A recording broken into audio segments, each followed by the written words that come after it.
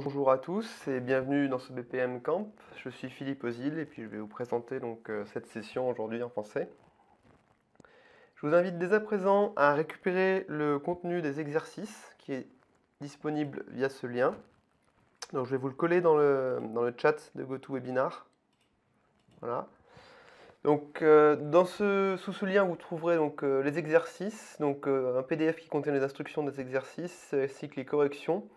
Et vous aurez aussi des slides, donc celles que je vais vous présenter aujourd'hui. Alors le principe de cette session, ça va être une alternance entre du contenu théorique et pratique, et vous allez pouvoir commencer à expérimenter avec Bonita BPM. Donc sans plus attendre, je vous présente un peu le programme. Pour commencer, on va faire un petit rappel des objectifs du BPM. Je vais vous présenter un peu quels sont dans les grandes lignes les objectifs du BPM. Ensuite, je vous parlerai de la technique, donc plutôt du logiciel. Je vous parlerai des composants de Bonita BPM, on fera un peu le tour des différents composants. Ensuite, on va rentrer dans le vif du sujet, on va rentrer sur la norme BPMN. Donc je vous parlerai un peu de quelques éléments de la notation. On aura un premier exercice à l'issue d'ailleurs de ce module-là. Ensuite, on partira sur la partie données et contrats. Donc on viendra en fait continuer un exercice aussi après qu'on avait entamé. On passera ensuite sur plus d'éléments sur la notation BPMN. On verra des informations supplémentaires. On viendra aussi faire un exercice à ce sujet. On enchaînera avec les formulaires et les pages, encore un exercice. On passera ensuite sur les acteurs, encore un exercice. Sur les connecteurs avec un exercice. Et on finira avec le déploiement des processus dans un environnement, soit de production ou de test avancé. Voilà un peu le programme. Donc, comme je vous l'ai dit, durant le long de ces différents modules, on aura des exercices. Il y a 6 exercices en fait. Ces exercices vont s'appuyer sur un seul et même exemple qu'on va venir en fait enrichir. Donc, vous aurez quelque chose d'assez basique au début qui n'est pas du tout représentatif d'un processus, on va dire réel. Et on viendra l'enrichir en fait avec différents concepts et à la fin, vous aurez quelque chose qui est proche de quelque chose de ce qu'on pourrait mettre en production. Donc sans plus attendre, je vais avancer. Donc je vais commencer avec le premier module. Un petit rappel sur les objectifs du BPM. Alors l'objectif, c'est pas de passer trop de temps là-dessus. Je pense que si vous êtes inscrit à ce camp, vous aviez déjà peut-être une petite idée de ce que c'était que le BPM. J'ai essayé de synthétiser un peu la notion de BPM en une phrase. On trouve plein de définitions sur Internet. Donc j'ai essayé d'un peu de réduire ça aux quelques points principaux. Alors, si on essaie de résumer un peu tout ça en une phrase, pour moi, BPM, c'est collaborer à la définition et l'exécution de processus de l'entreprise. Alors, le premier mot, c'est peut-être le plus important, c'est collaborer. Donc, collaboration, ça implique plusieurs acteurs, plusieurs êtres humains, et ça peut aussi impliquer aussi des systèmes informatiques. Donc, je pense que c'est là où il y a la plus-value du BPM, c'est la collaboration, c'est le fait de travailler ensemble en équipe de façon efficace. Ensuite, il y a la définition et l'exécution des processus. Donc ça implique une notion un peu de représentation, de spécification. Et là aussi, c'est un peu la force du BPM, c'est qu'on spécifie, on modélise, on fait en sorte que les choses soient reproductibles. C'est-à-dire que chaque fois qu'on exécute un processus, on veut qu'il se passe de la même façon, on veut être capable de suivre son bon déroulement. Et grâce à ce qu'on suit et grâce à ce qu'on peut mesurer, on est capable ensuite de l'optimiser. Ça, c'est le dernier point. Donc l'objectif du BPM, c'est de collaborer et d'optimiser notre travail pour être de plus en plus efficace. Voilà dans les grandes lignes. Donc le BPM, il faut savoir que c'est une méthodologie, ce n'est pas de la technique à la base, c'est juste une méthodologie. Mais donc bien évidemment dans le monde du logiciel, on va rajouter des couches, des logiciels pour pouvoir justement faire ça de façon plus efficace. Ça nous amène justement à Bonita BPM, qui est un logiciel dit BPMS, donc c'est du Business Process Management Software, système ou suite, le S peut prendre peut coller à différents mots. Et donc je vais vous présenter un peu les différents composants de notre solution Bonita BPM. On a 3 grands composants dans Bonita BPM, on va voir qu'en fait il y en a un petit peu plus, mais on va dire les principaux sont là. Vous avez le studio, le moteur et le portail. Donc je vais expliquer un peu ce que chacun sont. Et donc on va commencer par le studio et on verra en fait que le studio a une petite particularité, c'est en fait un logiciel qui reprend une base d'un environnement Eclipse. Eclipse c'est un environnement de développement pour Java. Donc on a étendu en fait un environnement Eclipse pour nos besoins.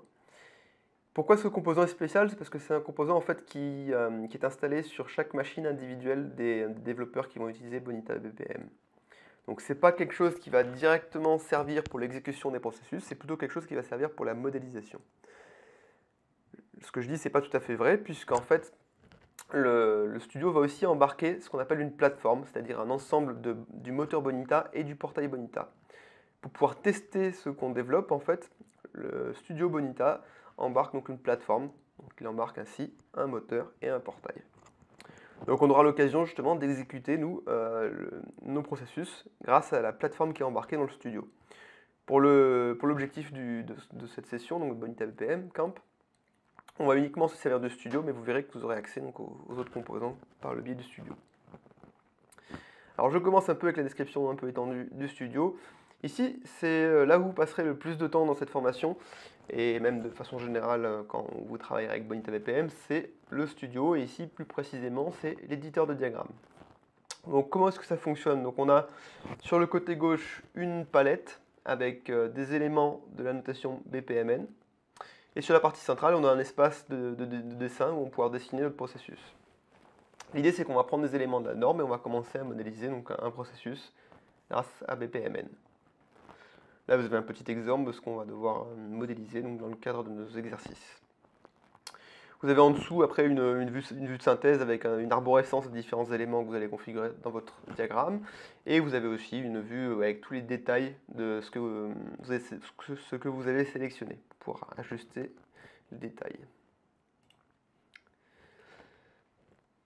Donc voilà pour la première vue. Ensuite, vous aurez aussi accès à un autre composant. Alors c'est un composant qui fait partie du studio, même si ce n'est pas vraiment lancé dans Eclipse.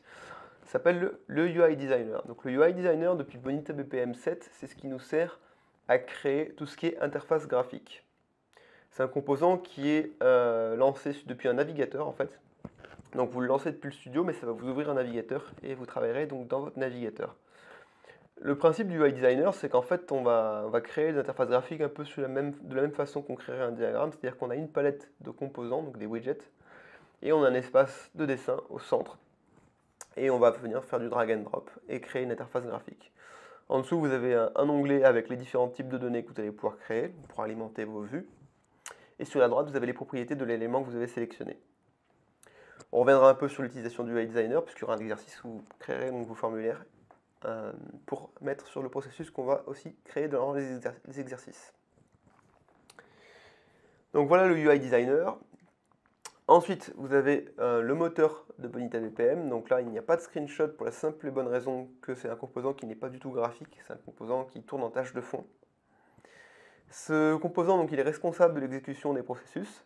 Et donc, il va en fait s'occuper de déclencher tout ce qui est étape, par exemple automatique, de faire l'affectation des tâches aux différents acteurs, d'exécuter les différents connecteurs vers les systèmes externes que vous pourrez avoir configurés.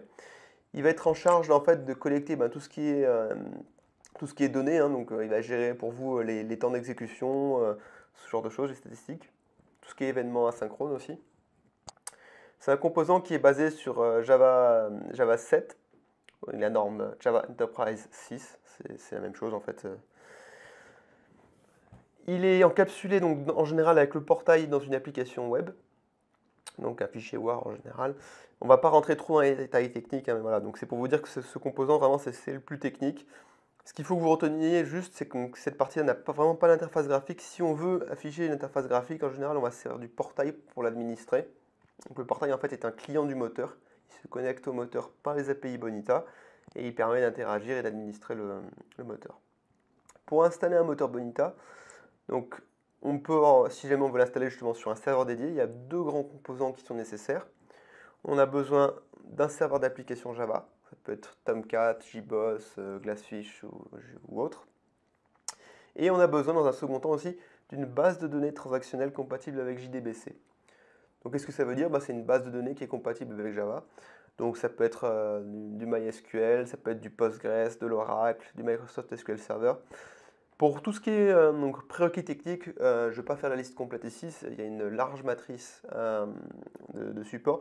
Vous pourrez regarder la documentation si vous êtes intéressé pour installer une plateforme dédiée. Là, ce n'est pas du tout l'objectif de la formation d'aujourd'hui. Nous, on va se servir de l'environnement qui est fourni par le studio, donc on n'aura pas besoin d'installer quoi que ce soit. On va rester sur une partie un peu moins technique.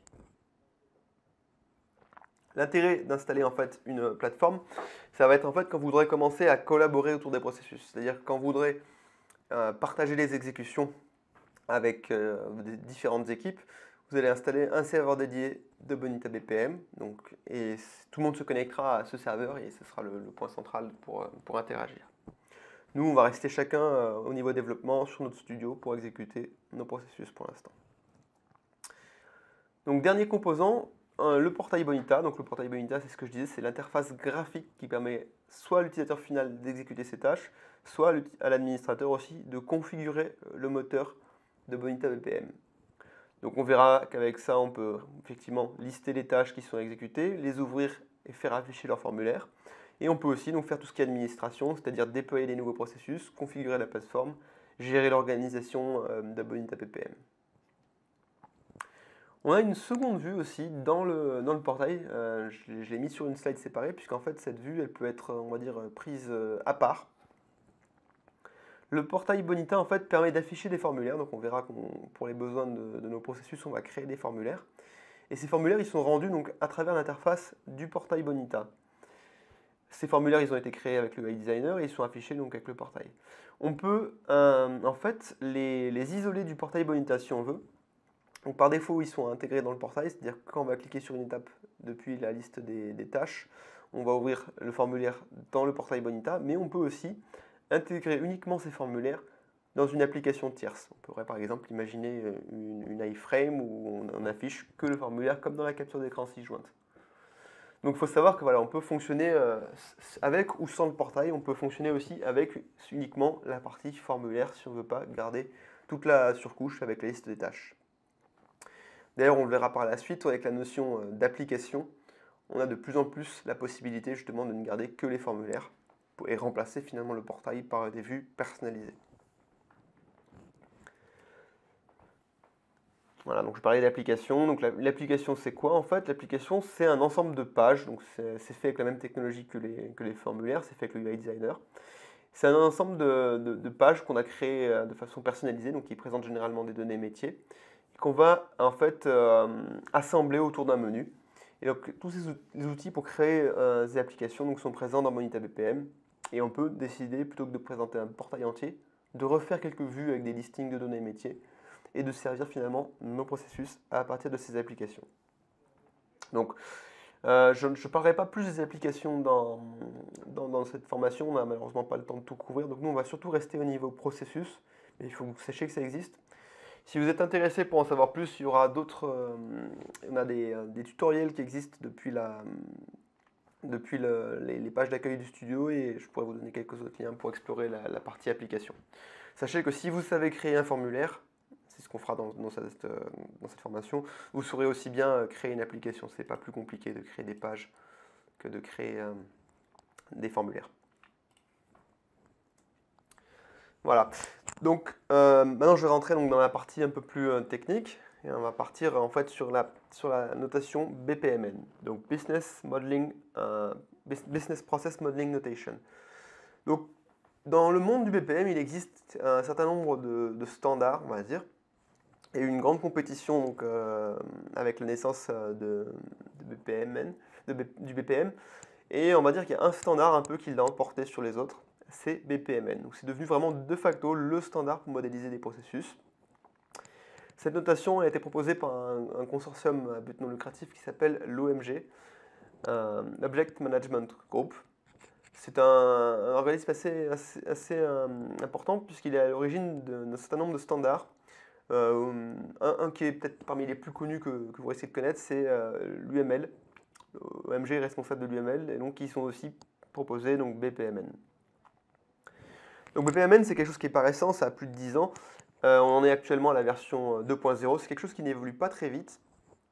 Et pour la simple et bonne raison que c'est un standard, donc le temps que les logiciels finalement l'adoptent, hein, c'est quelque chose qui évolue pas très vite. Donc Bonita BPM est compatible BPMN 2. Et il faut juste savoir que nous, on n'utilise qu'une sous-partie de la norme. Par contre, tout ce qu'on utilise est 100% compatible.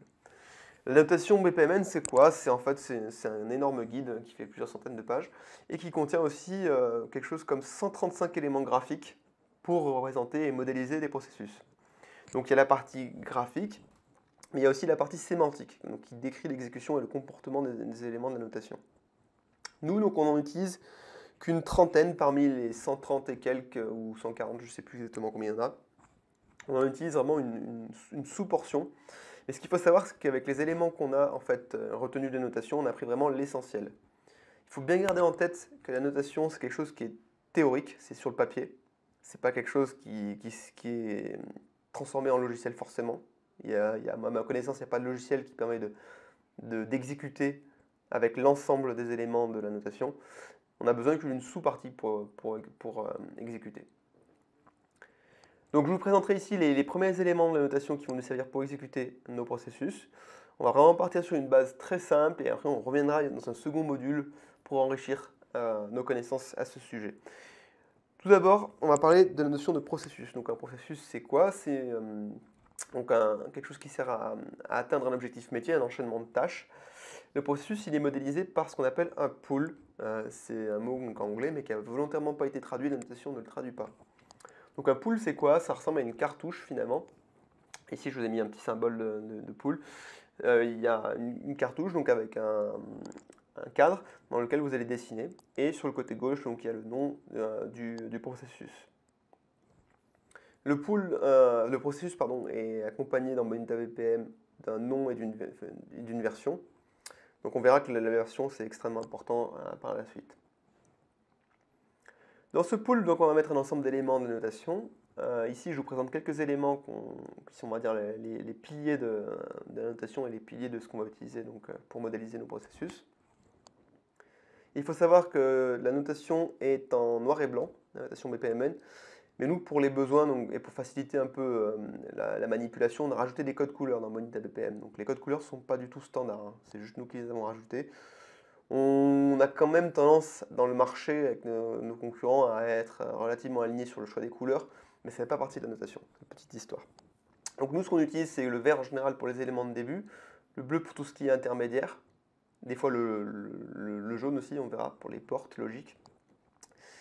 Et ensuite, le rouge pour tout ce qui est événement de fin. Alors ce qui est standard par contre, c'est les formes. On a tout ce qui est rond, en général c'est des événements, et tout ce qui est rectangulaire, c'est des étapes. On verra aussi après qu'il y a les losanges pour les portes. Et donc ici, je vous présente les éléments qu'on a. Le premier élément qu'on a, c'est le rond vert, c'est un événement de début, donc ça permet de lire, de donner un point d'entrée à l'exécution de notre diagramme. Ensuite, on a une étape humaine, donc matérialisée avec un rectangle bleu, donc avec un petit symbole de personne. Ça veut dire quoi? Ça veut dire en fait qu'on attend à ce moment-là, dans l'exécution de notre processus, d'avoir une interaction avec un être humain. On va en fait se mettre en attente. Généralement, il va falloir que quelqu'un en fait remplisse un formulaire pour que l'on puisse reprendre l'exécution du processus. Donc c'est une étape humaine, ça peut durer des mois, des années. Tant qu'une personne n'a pas soumis en fait un formulaire ou n'a pas interagi avec le système, on va se mettre en attente. A l'inverse, une tâche automatisée matérialisée par les petites roues dentées, c'est quelque chose qui va s'exécuter directement, automatiquement, sans attendre. Donc là, il va y avoir du traitement informatique qui va s'exécuter sans attendre. Ça va durer l'espace de quelques secondes, voire quelques minutes, tout casser, mais ça va être quelque chose qui va directement enchaîner en fait avec la suite. Alors ici, on dit tâche automatisée, tâche automatique, service, tâche service. C'est exactement la même chose, il n'y a pas de distinction. Ensuite, on a les événements de fin.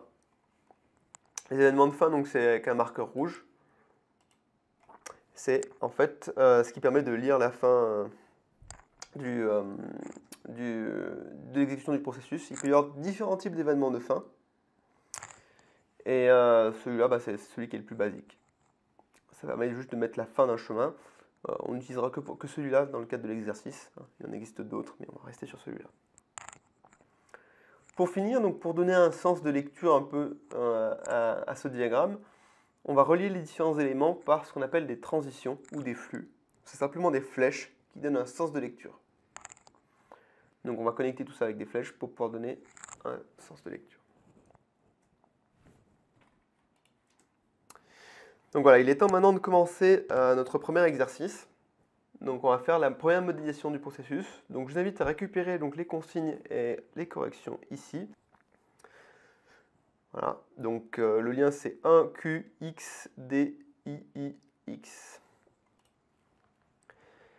Maintenant que nous avons fini l'exercice numéro 1, on va enchaîner sur le module suivant et je vais vous parler un peu des données. Il existe trois grands types de données qu'on va utiliser donc, pour modéliser nos processus.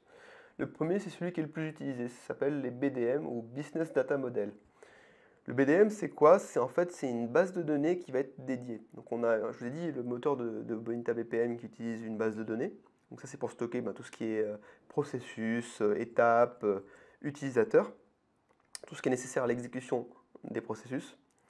Et on a une seconde base de données qui est requise par Bonita BPM depuis la version 6 pour les éditions de souscription et depuis la version 7 pour les éditions communautaires.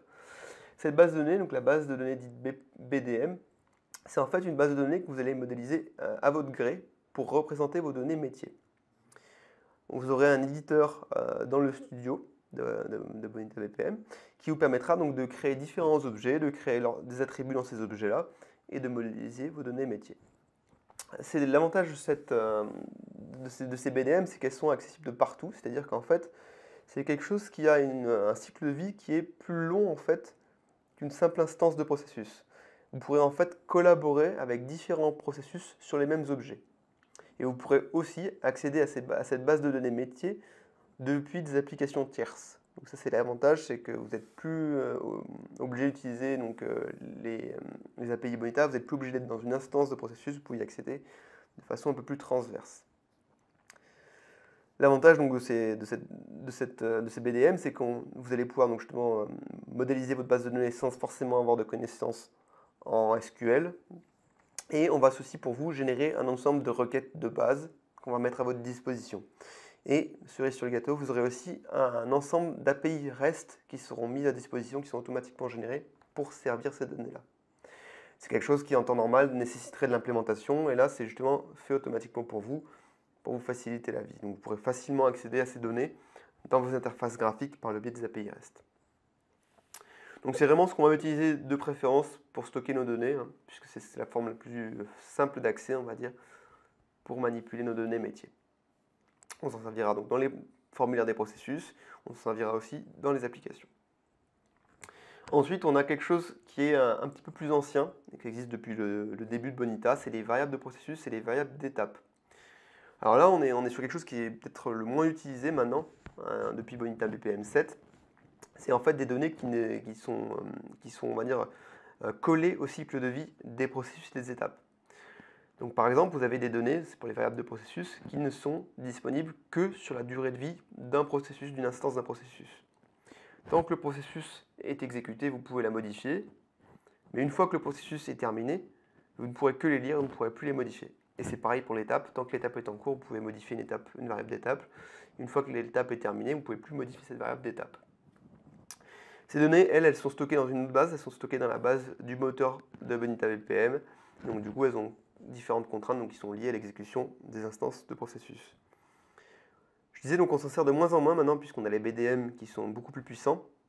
Il existe quand même un cas d'utilisation où on peut encore s'en servir, c'est lorsque l'on souhaite chaîner plusieurs connecteurs pour se connecter vers des applications tierces. L'intérêt ici, c'est qu'on peut mettre une donnée, on va dire, temporaire qui existera juste pour enchaîner différents systèmes. Si vous, par exemple, vous avez un premier connecteur qui va chercher des informations dans une base de données externe, vous allez stocker ces données de façon temporaire en sortie de ce connecteur-là, et vous pourrez utiliser un deuxième connecteur, par exemple, pour envoyer un email qui réutiliserait des informations que vous avez récupérées de votre base externe. Dans ces cas-là, les deux connecteurs pourraient être chaînés avec une variable d'étape, par exemple. On pourrait imaginer qu'on a stocké les données temporairement dans une variable d'étape. C'est le seul cas vraiment qui nécessite d'utiliser des variables de processus ou d'étape. La plupart des autres cas sont modélisables avec des BDM. On a ensuite un troisième et dernier type de données, c'est les variables de formulaire. Alors là, les variables de formulaire, c'est quelque chose d'extrêmement différent, dans le sens que ce sont des variables qui ne sont disponibles que dans le cadre de l'affichage d'un formulaire. Ce sont en fait des variables qui n'existent que sur le navigateur de l'utilisateur final. Elles ne sont pas persistées du tout. Contrairement aux variables de processus ou d'étape ou les BDM, elles ne sont jamais stockées dans une base de données. Ce sont juste des variables qui existent tant que la page est ouverte dans le navigateur de l'utilisateur qui les regarde. Donc l'intérêt des variables de formulaire, en fait, c'est de faire donc de la manipulation temporaire et de faire du stockage, mais temporaire, pour faciliter donc l'écriture et la lecture de données dans un formulaire. Si vous voulez persister des données qui ont été saisies dans un formulaire, il faudra les envoyer vers le moteur, et le moteur ensuite les convertira donc en BDM ou en variable de processus et d'étapes. Par défaut, elles ne sont pas persistées, c'est-à-dire que vous fermez votre page, vous les perdez. Donc on verra comment on va enchaîner le traitement des données pour que justement on passe de variables de formulaire vers BDM dans le cadre de l'exercice par exemple. Donc pour continuer sur les types de données, je vais vous parler maintenant donc, justement des vrais types de données qu'on supporte selon justement nos grands types. Donc le BDM d'abord. Le BDM, je vous l'ai dit, c'est stocké dans une base de données dédiée. On va pouvoir ainsi stocker tout type d'objets structurés qui sont notamment composés de primitives Java. Donc ici, on va retrouver les grands types, hein, les chaînes de caractères, les entiers, les booléens, les dates, ce genre de choses. Mais aussi d'autres BDM. Donc on va pouvoir créer en fait des objets qui ont des relations entre plusieurs entités. Donc on pourra créer des relations père-fils, on pourra créer aussi des relations multiples. Donc par exemple, vous pouvez avoir un utilisateur qui sera un objet, un BDM, qui posséderait un attribut qui s'appellerait adresse, et ça pourrait être un attribut multiple qui pointe sur un autre objet BDM, par exemple. Voilà. Donc il y a des relations de composition ou d'agrégation et de la multiplicité.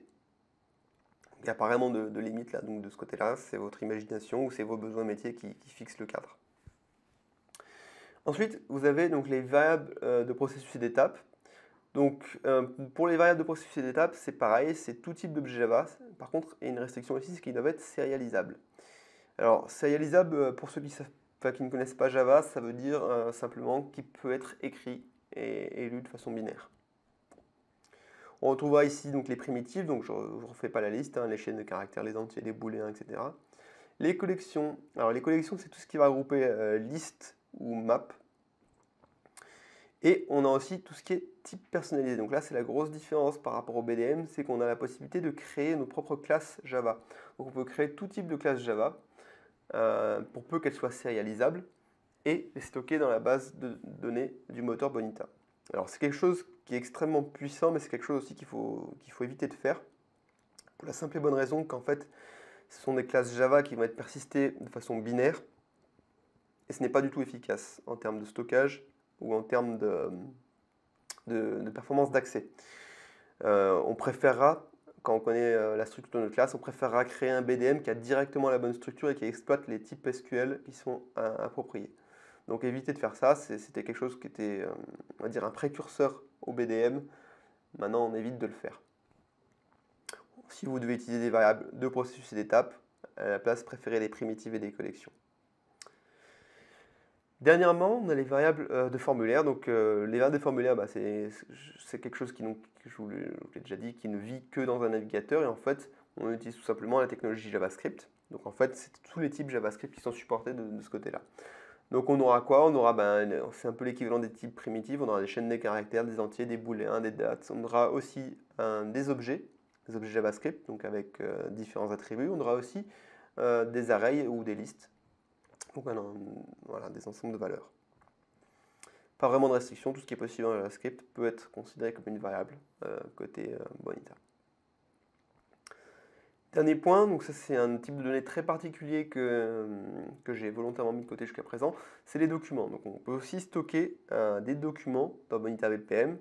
On a la possibilité de créer des fichiers en fait avec une gestion des révisions.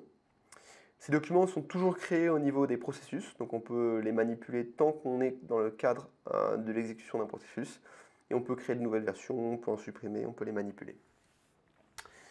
J'en profite pour faire une petite parenthèse par rapport au contenu de la slide. J'ai présenté il n'y a pas longtemps, donc en début d'année, un webinar sur la gestion documentaire. C'est Bonita couplé avec les ECM, donc les logiciels pour faire de la gestion de contenu numérique. C'est quelque chose que je recommande de regarder si vous avez un peu de temps. Ce qu'il faut savoir en fait, c'est que Bonita BPM fournit en fait une fonctionnalité, on va dire, par défaut pour pouvoir démarrer. Si vous voulez faire du stockage de documents en masse et si vous voulez gagner en capacité, on vous recommande vivement de coupler Bonita VPM avec un logiciel dédié pour faire du stockage de documents. Donc voilà, sachez que cette fonctionnalité elle existe pour stocker des documents, mais ce n'est pas quelque chose qui va monter en charge, ce n'est pas l'objectif. Si vous voulez monter en charge, vous pouvez coupler Bonita avec un système de gestion documentaire. Voilà un peu pour les données. On va passer maintenant à la façon qui permet de transformer ces données, donc passer de données de formulaire vers des données qui sont persistées sur du plus long terme. Pour ce faire, on a la notion de contrat. Un contrat, en fait, c'est quelque chose qui va permettre de décrire ce qu'un formulaire doit renvoyer au moteur. C'est un ensemble de paramètres, donc on spécifie des paramètres avec leur type et leur nom, et on va aussi leur affecter des règles de validation. Donc vous aurez la possibilité de créer des scripts qui permettent de valider donc, les données. Je vais vous prendre un exemple très simple donc, par rapport à ce qu'on va faire dans l'exercice qui vient. Si on est sur le cadre d'une demande de congé, par exemple, pour pouvoir démarrer une demande de congé, on va s'attendre à recevoir au moins 2 informations, par exemple, la date de début et le nombre de jours de congé souhaités. Donc là, ces 2 informations, donc la date de début, c'est un champ de type date qu'on va attendre, et le nombre de congés, c'est un champ entier qu'on va attendre. Ensuite, il va y avoir 2 règles de validation. La date de début, par exemple, doit être dans le futur et le nombre de jours doit être supérieur à 0. Donc ça définit un contrat. Donc c'est ce que le formulaire d'instanciation du processus de demande de congé doit nous retourner. Si on ne retourne pas ça, on va refuser de créer une instance du processus de demande de congé. Donc c'est l'objectif du contrat. L'objectif du contrat, c'est de valider que les données qu'on fournit au métier, donc au processus métier, sont correctes et s'assurer qu'il n'y ait pas d'erreur, qu'on n'introduise pas des données invalides. Les données donc, de contrat, vous l'aurez compris, sont nécessaires chaque fois qu'on a un formulaire, donc soit pour instancier un processus, soit pour exécuter une tâche humaine. Et c'est ce qui permet en fait de convertir les variables de formulaire vers des variables persistées. Ça permet notamment donc, de découpler la logique métier des interfaces graphiques. Vous avez notamment, quand on parle d'édition souscription, par exemple, la possibilité de changer les formulaires sans avoir à redéployer un processus, grâce à cette option de découplage. Donc nous, on va créer les contrats justement dans le prochain exercice et vous créerez aussi les données pour alimenter le processus de demande de congé. Voilà, donc je vais vous laisser donc justement mettre les mains sur cet exercice-là. Voilà pour l'exercice numéro 2. On va passer maintenant au module suivant. Je vais vous parler un peu de la suite concernant la notation BPMN. Donc on va parler maintenant un peu de comportement dynamique. On va s'intéresser à ce qui permet en fait de piloter le flux d'exécution du processus de façon dynamique en fonction de nos données. On a vu qu'on avait dans notre exercice de la validation et donc du coup on aimerait pouvoir prendre un chemin différent dans l'exécution du processus en fonction des données qui ont été soumises dans une étape précédente. Donc pour ce faire, on va s'appuyer sur des portes logiques. Il en existe un certain nombre dans la notation. Nous, on va en utiliser que 3 dans Bonita BPM. Et parmi ces 3-là, vous verrez que vous pouvez généralement vous limiter à 2. Donc ce n'est pas la peine d'avoir toute la palette de la norme BPMN pour pouvoir modéliser des comportements dynamiques. Donc on utilise des portes logiques. Les portes logiques sont matérialisées par des symboles en losange. Et nous, on a pris en plus un code couleur qui est le jaune pour les matérialiser. Donc il y a 3 portes que je vais vous présenter donc, dans ce module. Les portes exclusives matérialisées avec un X, les portes parallèles matérialisées avec un plus, et la porte inclusive matérialisée avec un rond. Donc on va commencer par la porte exclusive. Donc là, je vais dessiner un peu sur ma slide la porte exclusive. Et donc je vais me servir du petit diagramme qu'on a en bas pour justement vous parler un peu de leur comportement. Donc on va prendre le diagramme qui est ici, on va imaginer que cette porte-là, c'est une porte exclusive, et on va un peu réfléchir au comportement qui va se dérouler quand on arrive sur une porte exclusive. Donc, quand on a une porte exclusive, elle va généralement venir de pair avec des conditions. Donc, on aura des conditions sur les transitions sortantes, donc ici et ici. Ces conditions, ça va être un petit bout de script ou juste une vérification par rapport à une variable booléenne, et ça va retourner un résultat qui sera vrai ou faux. Ce qui va se passer, c'est que le moteur va vérifier les conditions sur les transitions sortantes. Il va trouver la première condition qui est vraie et ça va déclencher le traitement de la transition. Seulement une transition sera activée en sortie d'une porte exclusive, l'autre transition ou les autres transitions ne seront pas activées. Alors, il est important de modéliser en fait votre processus de façon à ce qu'il y ait toujours qu'une seule condition qui soit vraie. Ça permet d'avoir un résultat qui est un peu plus déterministe. Si vous avez plusieurs conditions qui peuvent être vraies, dans ce cas-là, il y aura le risque que vous ne maîtrisiez pas quelle transition va être activée. Mais il n'y en aura toujours qu'une seule qui sera activée. Donc la bonne pratique, c'est de prendre des conditions qui sont bien exclusives, histoire qu'il n'y en ait qu'une seule qui soit activée à tout moment. Petite bonne pratique, quand vous placez des conditions, on verra aussi, il y a une condition spécifique qui s'appelle la transition par défaut en fait. C'est rationalisé par une petite barre en travers de la transition. C'est en fait la porte de sortie, l'échappatoire, on va dire, si aucune autre transition avec des conditions n'est vraie, alors on ne sera pas bloqué, on ira prendre cette transition par défaut. La transition par défaut donc n'a pas de condition, c'est la porte de sortie si aucune autre transition est prise. Ça c'est une bonne pratique, on va le faire justement dans l'exercice, on aura une transition par défaut. Ça permet d'éviter de se retrouver bloqué. Parce que si on se retrouve bloqué, si aucune des conditions des transitions sortantes de la porte exclusive n'est prise, le processus est bloqué. On sera complètement à l'arrêt. C'est une erreur de design. Là, il n'y a pas de, on ne peut pas le réparer, ça. C'est quelque chose qu'il faut absolument éviter lorsqu'on design le processus. Donc voilà pour les comportements en sortie de la porte exclusive. Maintenant, on va s'intéresser aux comportements en entrée. Donc toujours dans le même diagramme, si la porte suivante est une porte exclusive, là, comment est-ce que ça va se comporter en entrée? Admettons qu'on ait ce chemin qui soit activé, donc on arrive ici. Dès que la transition va arriver dans la porte exclusive, on va simplement enchaîner et on va dérouler la suite du processus. Maintenant, prenons un cas où on aurait plusieurs chemins qui peuvent être activés. Donc imaginons que le chemin aussi en dessous soit activé et arrive un peu plus tard. Donc ça c'est une mauvaise pratique, ça ne doit pas arriver en pratique, c'est quelque chose qu'on doit surtout éviter, parce qu'en fait la porte exclusive ne fait aucun contrôle, donc ce qu'elle va faire c'est qu'elle va aussi laisser passer, et dans ce cas-là on aura en fait une duplication au niveau de ce comportement-là, au niveau de la suite en fait. C'est quelque chose qu'il faut absolument prévenir et éviter. Donc je reviens sur justement cette bonne pratique-là. Quand vous modélisez quelque chose, une bonne pratique, c'est de faire en sorte que votre modèle soit un peu symétrique. Donc ici, imaginez qu'il y a une sorte de ligne de symétrie. Si vous avez une porte exclusive de ce côté-là, vous aurez sûrement aussi une porte exclusive fermée de l'autre côté. Ça évite que justement, il y ait à la fois un chemin actif et que les deux chemins soient actifs en même temps. Il y aura seulement un des deux chemins qui sera actif et du coup, ça vous évitera de vous retrouver dans le cas que je viens de décrire avec les deux chemins actifs en même temps en entrée de la porte exclusive. Alors, dans l'exercice qu'on va faire, on ne va pas respecter cette bonne pratique simplement parce qu'on va mettre différents types d'événements de fin. Quand il y a juste un événement de fin comme ici, ce n'est pas forcément intéressant de refaire la fusion entre les deux chemins. On peut juste mettre l'événement de fin séparé ici. C'est ce qu'on fera pour notre exercice. Je reviendrai là-dessus. Donc voilà, l'intérêt c'est ici, l'important c'est pour quand on a un doute sur le comportement des portes, c'est d'appliquer la symétrie. Généralement, c'est une bonne règle, ça permet d'éviter les modélisations incorrectes.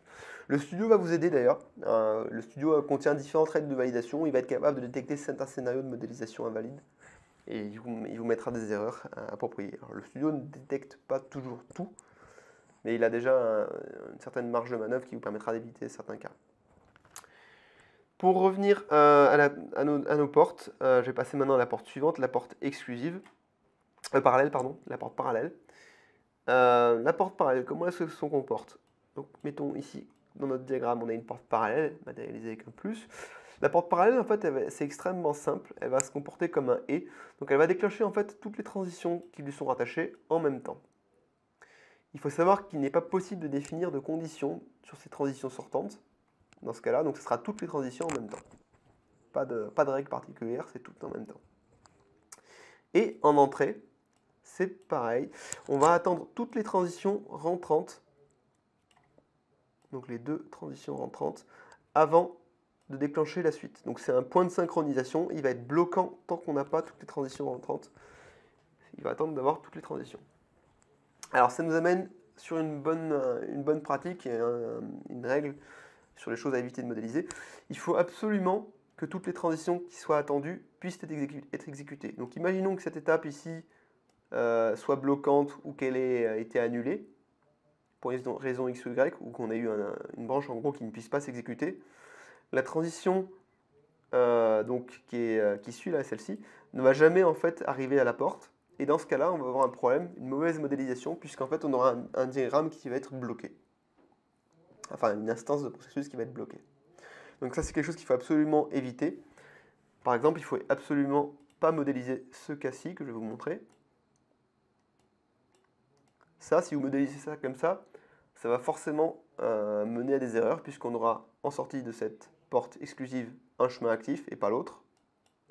Et du coup, là, on attendra les deux transitions rentrantes pour continuer. Donc là, c'est quelque chose qu'il faut absolument éviter. Ça nous ramène à cette bonne pratique sur la symétrie. Il faut s'assurer que tous les chemins qui puissent mener à la porte puissent bien être exécutés. C'est extrêmement important, sinon on se retrouve avec des portes bloquées et là, il n'y a pas moyen de débloquer ça. C'est un problème de modélisation. On verra qu'il y a quelques possibilités pour gérer les erreurs en cours d'exécution, mais les erreurs de modélisation comme celle-ci ne sont pas vraiment débuggables. Il faut changer le design et relancer le processus. Dernier type de port, donc celui-là, c'est un type qui est beaucoup moins utilisé, puis il n'y a pas énormément de gens qui la comprennent, c'est la porte inclusive.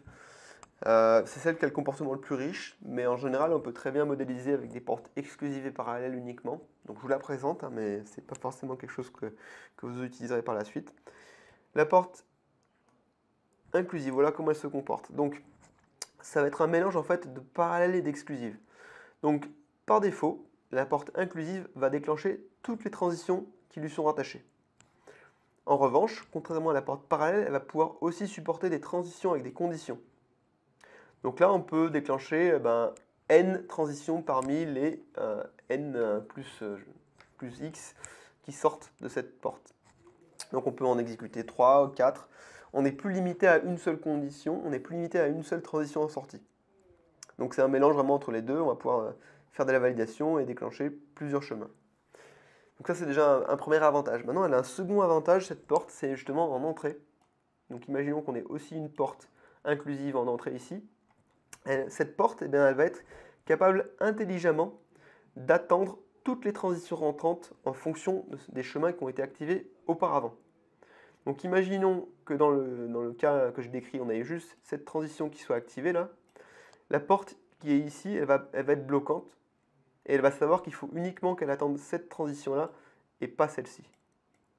Donc c'est plus intelligent qu'une porte parallèle, elle va garder en fait, grâce à un système de token, une trace des chemins qui auront été activés en amont et elle sera capable d'attendre uniquement les chemins qui ont été activés et de bloquer jusqu'à ce que les chemins qui étaient activés arrivent jusqu'à cette porte. Voilà. Donc c'est assez puissant, donc on peut faire un mélange de parallélisme et de conditions. C'est assez puissant, il faut juste faire attention de bien maîtriser les différents scénarios qui peuvent être exécutés. Voilà un peu pour les différents types de portes qu'on peut avoir. Encore une fois, il en existe plus dans la notation, mais grâce à ces 3 portes, vous êtes capable de modéliser l'ensemble des cas métiers. Donc on va passer sur l'exercice numéro 3 maintenant. Donc on va rajouter un peu de comportement dynamique dans notre processus en fonction des données qu'on aura saisies dans les formulaires. Voici pour l'exercice 3. Maintenant, on va s'attaquer aux formulaires et aux pages. Donc, jusqu'à présent, les processus qu'on a exécutés, ils étaient exécutés dans un environnement de test, ils étaient exécutés avec des formulaires qui étaient automatiquement générés à partir des contrats. Donc c'est quelque chose qui n'est pas très ergonomique, hein, vous l'avez vu, c'est pas adapté pour proposer ça à des utilisateurs finaux de la solution. Du coup, ce qu'on va faire dans ce module-là, on va apprendre un peu à créer des formulaires et des pages pour donner une apparence graphique attrayante à nos processus. Là maintenant, on va changer un peu d'outil, donc on va toujours être rattaché au studio, mais maintenant on va utiliser ce qu'on appelle le UI Designer pour créer donc, tout ce qui est interface graphique. On va utiliser une combinaison de conteneurs et de widgets pour créer nos formulaires qui sont associés à notre processus. Alors, l'UI Designer, c'est donc la boîte à outils pour créer tout ce qui est interface graphique, et ça s'appuie sur en particulier 2 technologies. On a une première technologie qui s'appelle AngularJS. C'est un framework JavaScript qui nous permet donc de rendre tous les comportements dynamiques de nos interfaces graphiques. Et on a un second outil qui est un outil de thème, qui s'appelle Bootstrap. Donc c'est un peu de JavaScript et du CSS qui nous permettent de faire une librairie de styles graphiques qui sont facilement interchangeables et surtout qui sont aussi s'adaptent à la résolution de l'écran. Alors pourquoi est-ce que je vous dis ça? C'est pas forcément quelque chose que vous devez connaître. Si vous restez utilisateur non technique de la solution, vous n'avez pas besoin de manipuler, de comprendre ces concepts. En revanche, si vous voulez commencer à étendre les comportements des formulaires, ça va vous intéresser donc de connaître AngularJS et Bootstrap. Nous, on va s'intéresser en particulier dans cette formation aux formulaires. On ne fera pas de page dans la formation, mais si vous savez faire un formulaire, vous saurez faire des pages, c'est pas un problème. La différence entre un formulaire et une page, encore une fois, c'est que le formulaire soumet des données qui sont associées à une étape ou au démarrage d'un formulaire, d'un processus, alors qu'une page, elle, est juste dans une application, c'est généralement un listing de données métiers. Pour ce qui est des formulaires, donc on a deux grands types de formulaires qu'on va avoir dans notre outil. On a tout ce qui est formulaire éditable, donc ça c'est la grande majorité des formulaires. C'est ceux qui doivent fournir des données à un contrat. On l'a vu, ils peuvent être présents, ces formulaires éditables, à deux endroits. Le premier, c'est l'instanciation d'un processus, et le second, c'est pour chaque tâche humaine qui serait dans le processus. Et en parallèle de ça, on a aussi des formulaires de synthèse, ou des pages de synthèse plutôt, parce qu'il n'y a pas de contrat. C'est des pages qui sont en lecture seule, et qui sont définies au niveau du processus, au niveau du pool du processus. Alors celles-là, elles sont un peu plus difficiles à réaliser, puisqu'en fait un formulaire de synthèse donne en fait l'aperçu du processus tout au long de son cycle de vie. C'est-à-dire que ce formulaire est accessible au début du processus comme à la fin, une fois qu'il est archivé. Donc les données qui sont présentées dans ce formulaire-là sont extrêmement différentes selon l'état d'avancement du processus. Ce formulaire de synthèse, il est utilisé uniquement en lecture seule. Il n'est pas obligatoire, on n'est pas obligé de le modéliser pour pouvoir déployer les processus. Des fois, on ne se fatigue pas à le déployer. En revanche, les formulaires éditables, c'est plutôt recommandé pour pouvoir avancer dans l'exécution du processus. Donc voilà un peu pour l'aperçu des différents formulaires. Maintenant, on va s'intéresser à ce qui compose ces formulaires. Pour créer des formulaires, on va utiliser des widgets. Alors, il y a un ensemble de widgets qui sont fournis par défaut dans l'outil. Donc là, je vais vous citer les plus courants, les champs texte, les menus déroulants, ce qu'on appelle les date pickers, donc les sélecteurs de date. On a des tableaux, on a toutes sortes de choses qui sont fournies par défaut, il y en a une petite vingtaine. Mais la force de notre outil, c'est qu'en fait, on n'est plus limité à cette palette de widgets de base. Si vous avez utilisé les anciennes versions de Bonita BPM, version 6 et 5 par exemple, on avait une technologie qui nous limitait, on va dire, à l'utilisation des widgets qui étaient fournis par défaut. Là, avec Bonita BPM 7, on peut maintenant créer nos propres widgets en les codant directement dans l'UI Designer. Donc là, c'est là où ça va être intéressant de maîtriser des technologies comme AngularJS, HTML ou Bootstrap, puisque vous pourrez créer vos propres widgets personnalisés. Un exemple qu'on a déjà déployé, par exemple, que j'utilise en démonstration, c'est un widget pour créer une carte. Vous pouvez intégrer une Google Map ou une carte Mapbox, par exemple, dans une interface graphique en créant un widget personnalisé. Donc, il n'y a vraiment pas de limite par rapport à ce que vous pouvez faire. Hein. Généralement, on utilise du HTML, du JavaScript et du CSS. Mais vous pouvez aussi intégrer des composants comme du Flash, hein, si vous êtes un peu plus nostalgique des vieilles technologies. Bref, vous avez des points d'extension ici que vous pouvez utiliser pour créer des widgets qui ne seraient pas fournis de base dans la solution. On ne va pas créer de widgets personnalisés dans cette formation-là, mais voilà, sachez que c'est une des forces de la version 7 de Bonita BPM. Vous allez maintenant pouvoir mettre à profit ces différentes connaissances que je vous ai données sur les formulaires et sur les widgets. Donc on va passer maintenant sur la réalisation des formulaires pour notre processus. Donc voilà, vous avez fait l'exercice 4, vous avez créé les formulaires. Maintenant, on va s'intéresser justement à la gestion des acteurs. Ça tombe bien, justement, je vais pouvoir répondre à la question qu'on m'avait posée tout à l'heure. Donc, comment est-ce qu'on fait pour affecter une tâche à un utilisateur ou des utilisateurs? Ça s'appelle la gestion d'acteurs. On a deux mécanismes pour faire ça. On va utiliser pour ça des acteurs ou des filtres d'acteurs.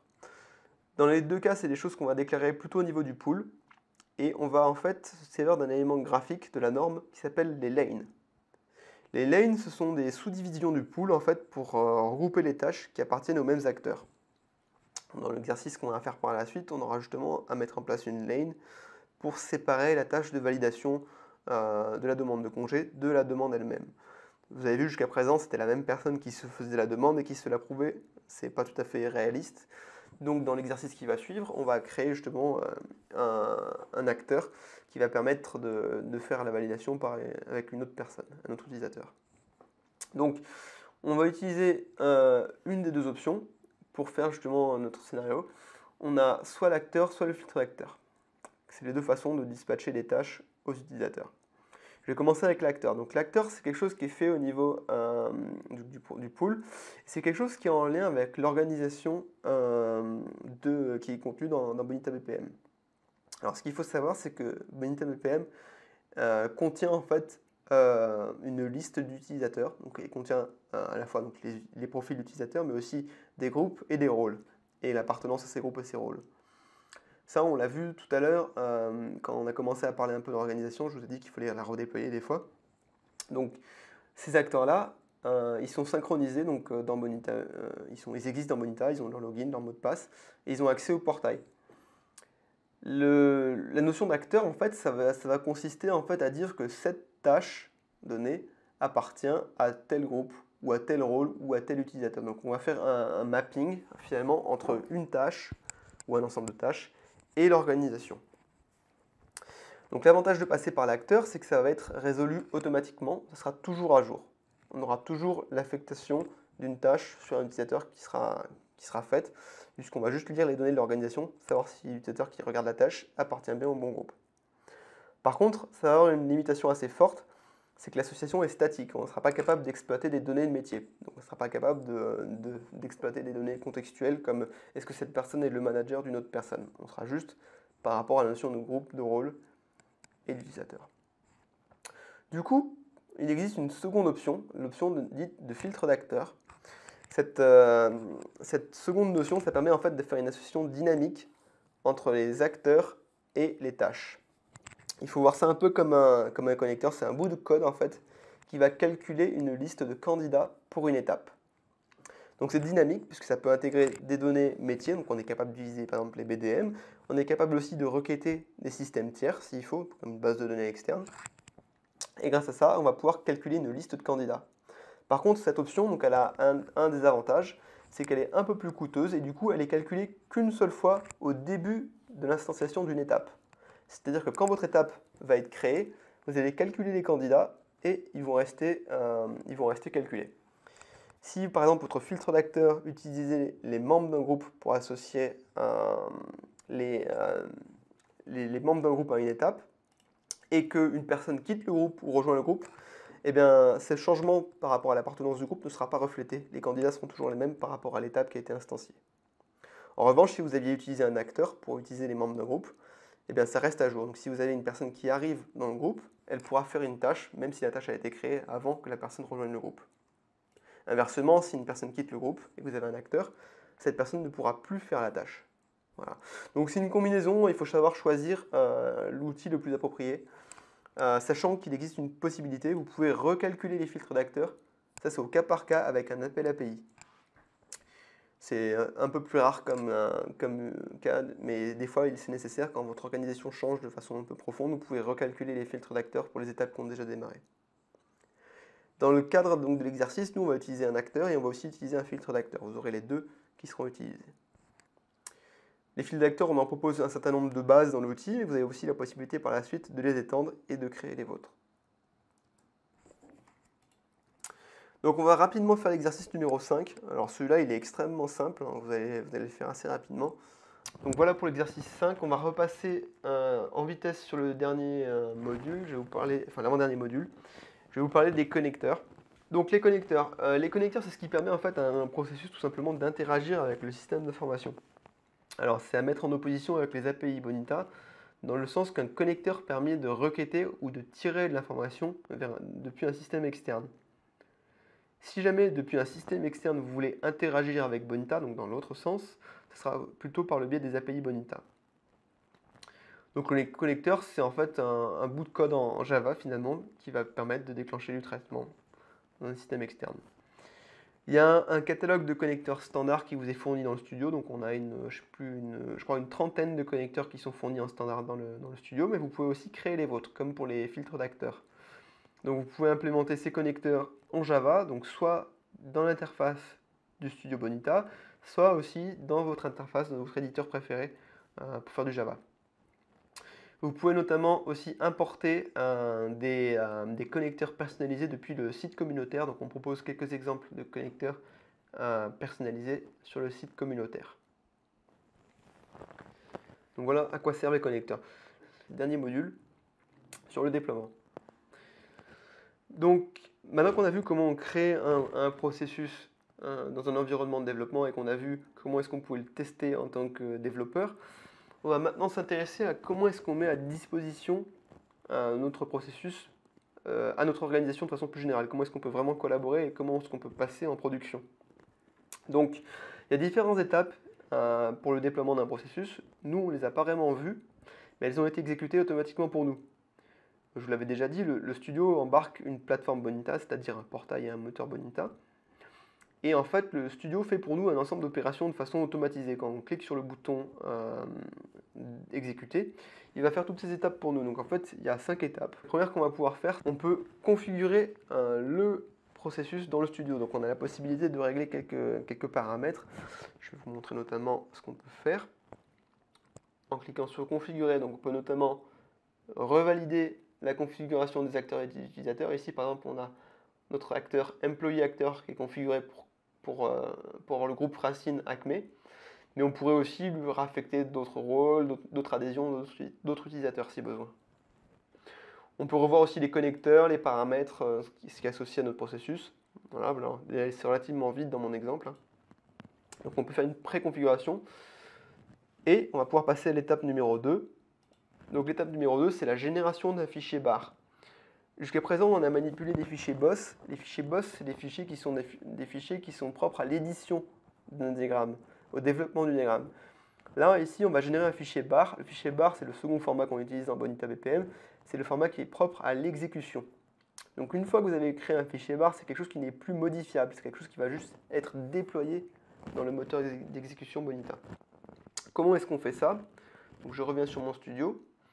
Vous allez faire serveur, vous allez faire générer le bar, et là vous allez prendre le processus que vous voulez déployer, donc ici demande de congé, et vous allez créer un fichier, ici je le place sur mon bureau, et je le génère. Donc là il va assembler toutes les ressources de mon processus dans un seul fichier, qui sera exécutable par mon environnement. À ce stade-là, on n'est pas obligé d'avoir la configuration complète du processus, on aura justement l'occasion de le reconfigurer par la suite.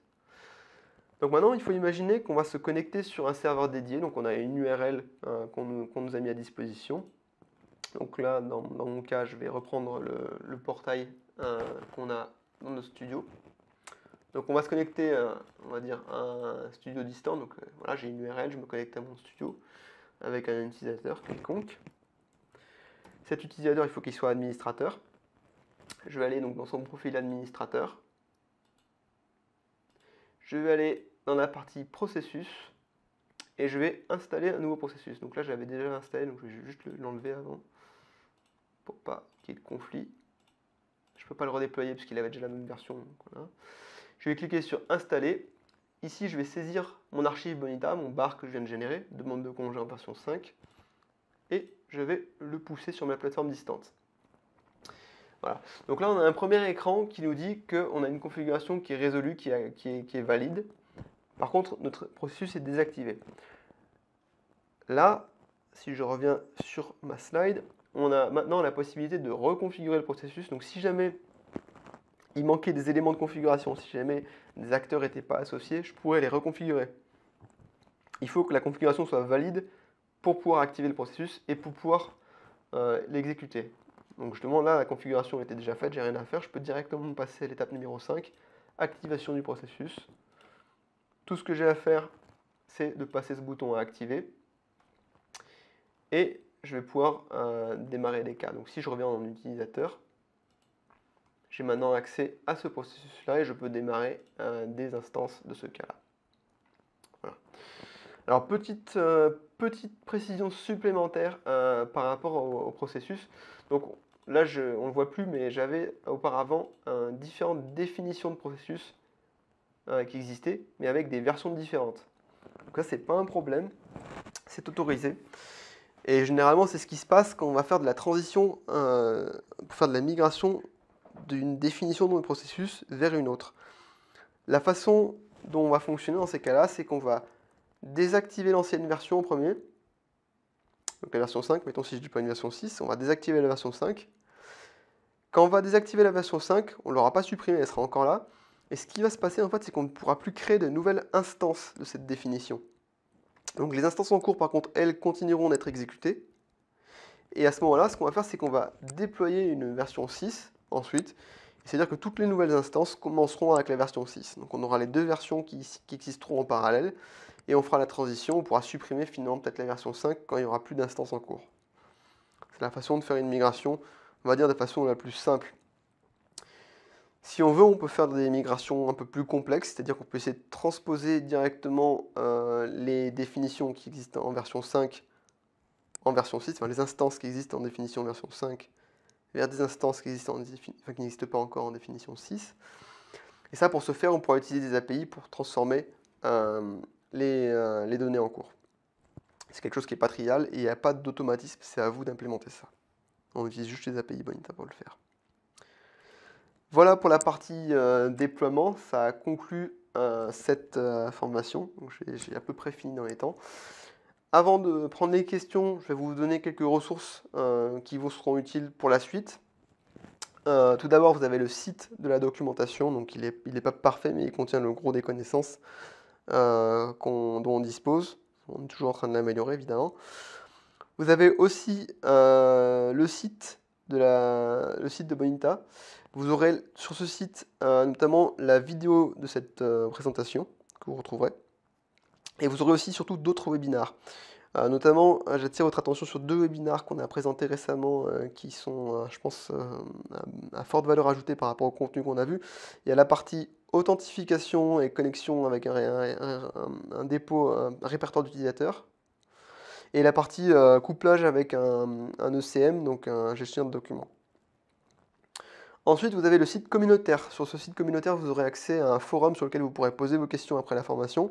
Et vous pourrez aussi récupérer tout ce qui est contribution. Donc vous trouverez des exemples de formulaires, d'applications, ce genre de choses.